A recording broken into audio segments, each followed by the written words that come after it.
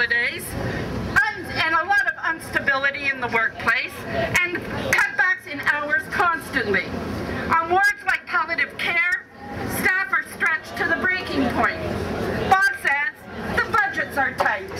Well, is that right, Bob? How much does Bob make?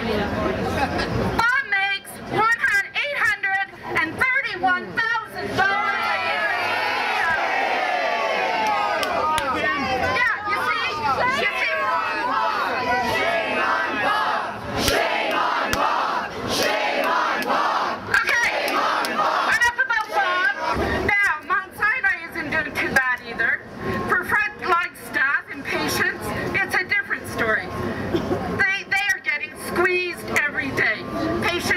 Positions are cut, infection control is slipping, outbreaks are rampant, but old Joe, he's doing all right. He's entered into his job, and he is outsourced some of his job to private companies to manage the hospital. But Joe Mappa is still pocketing $750,000 a year for his salary.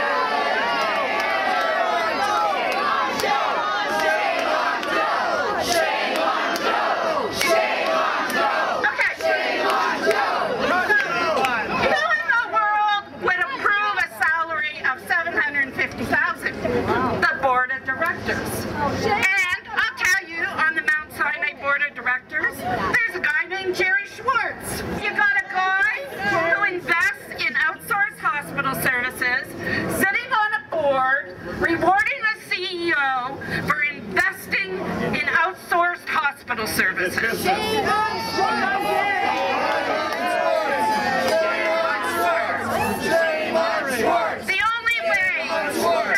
The only way we're going to protect our universal public health care is if we fight for it.